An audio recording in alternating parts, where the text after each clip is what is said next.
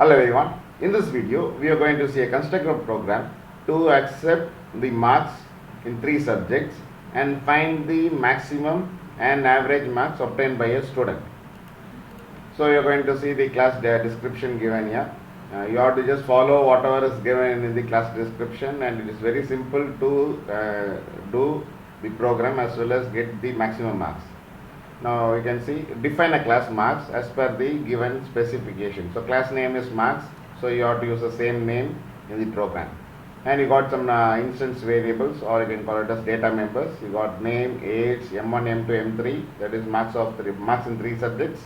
And then you got to find the maximum and average that has to be stored in these variables. Okay, now you can notice one thing: there is no specification, no data type is given here. You can use your own data types. So according to the variables, you have to use the data types. So for example, for name, you have to use string, and for age, your age, M1, M2, M3 all can be used as integer type variables. And then maximum also can be an integer type. An average can be a double type, because you may divide when you use a division symbol. Okay, there is a possibility of getting the decimal values, so you can use average as double. Now again you can see member methods, no specification is given, so you can use your own member methods. Okay, but you can use the names what is given in this, so it is very simple. Now in member method, first one is a parameterized constructor to input the details of the students, that is name, age, M1, M2, M3, that is marks in 3 subjects. So all these has to be got it as parameters and then store it into the data members. Okay, and you can notice that there is no input statement, so there is no input method given here. So all the input should be done in parameters constructor itself. Okay, we will show you how to do that. Okay, and then you can see parameters constructor name will be the same name of the class, so the constructor name will be marks. Next method is to compute the average and maximum out of 3 marks. So here in this method you are going to find only 2 things. One is you are going to find the average, and you are going to find the maximum out of 3. And the name you can give it as you can see the name here, compute. So you can use the same name in the as the function, that is a method name. Next method you can see to display the name, age, marks in 3 subjects, maximum and average. So you are going to display all the details on the terminal window. You can use the method name as display, because that is given in the question.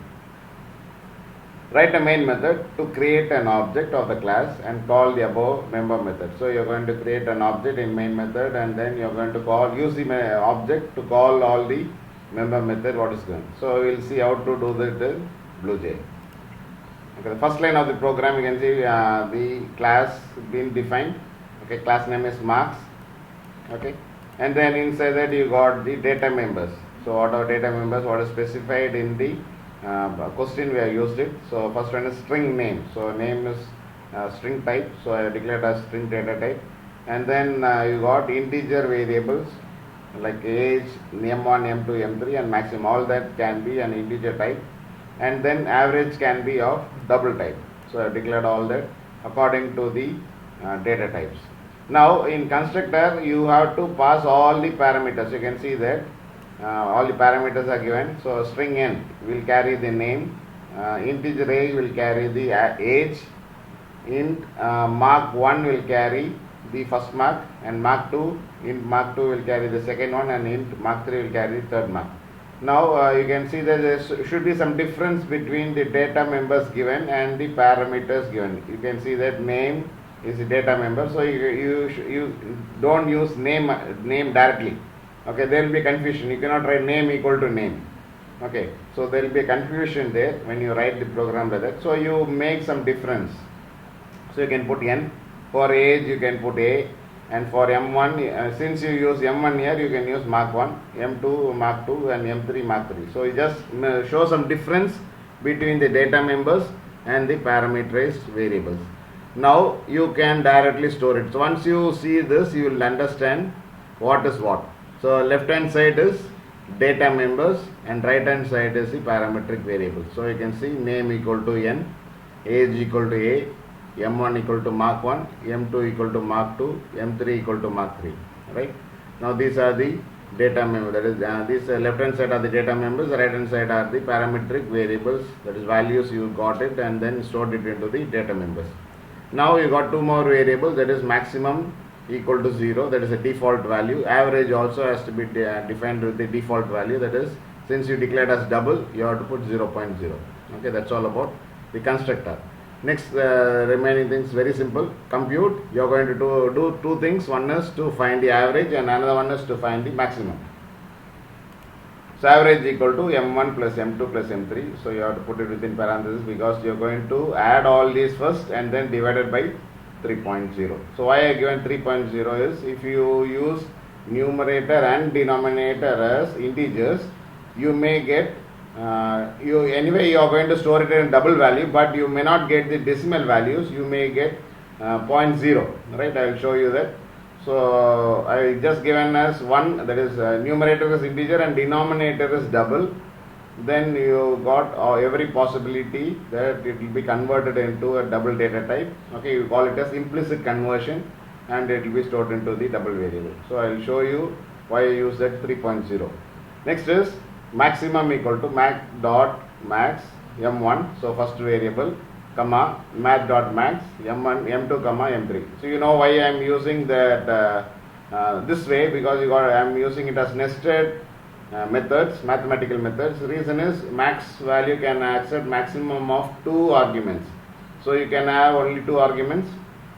So how this work is, math, that is whatever is given in the inner bracket will be executed first. So math dot max m2 comma m3, in between m2 and m3 which is the maximum will be returned.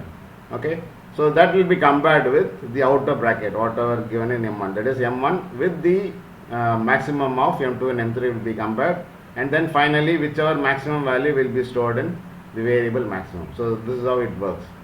Next is the display method. So in display method, as we discussed before, you are going to display all the values. So you are going to display name, age, and also the marks m1 comma m2 comma m3. You can see that I separated the variables m1 m2 m3 with double quotes. So if you want to put comma in between, you can just put comma like this. So open and close double quotes. In between that you can put comma, and you have to separate it with the separator plus sign. So before and after that you have to use plus sign if you want to leave a space, or if you want to insert a comma or any other character, you have to use, okay, like this. Next we are going to display the maximum mark. Okay, maximum which is stored in maximum will be displayed, and the average, okay, whatever value stored in average will be displayed. So this is what you are going to do in display method. Now in main method you are going to create an object. So you can notice one thing, the previous video would have seen just create the object with the constructor and nothing inside the bracket. Now here you are using parameterized constructor, so you have to pass the value, otherwise it won't match. Okay, you would have seen in constructor overloading it won't match the values and whatever you are given with the constructor whatever is specified there. Okay, so marks OB equal to new marks. You can see the name and then the age and 3 marks. So you can see that you can see name, age, mark 1, mark 2, mark 3. So the order should be the same. Okay, you should not change the order. If you change the order, it won't match and it won't execute it properly. So you have to type it as it is. Okay, according to whatever given in the constructor, you have to pass the same value. Next is you are going to compute. So since there is no input, your input is already given in constructor itself. Okay, so no need to give any other input there because already you are given the input. So you are directly going for ob.compute and ob.display. So automatically it will call the respective member methods and it will display the output on the screen. So we will compile this. Okay, now you can execute the program. Now you got two options here. So already you have stored the values in main method. Okay, you are passing it to the constructor. Suppose you want to give some other values, you can directly select the first option and give the values, okay, new values, and then you can display it. So that is possible. So but here you are going to individually call the methods.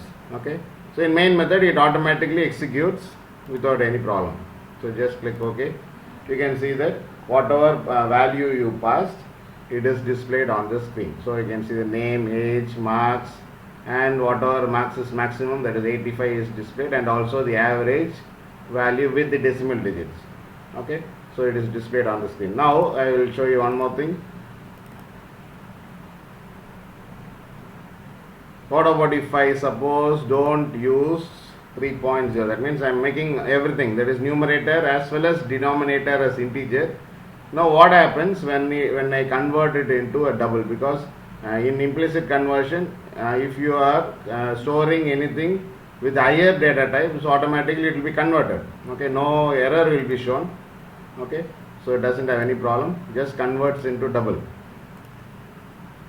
Just showing you the difference. Here you can see there is no decimal digits. It has 0.0 as a decimal digit, but that is not the actual value.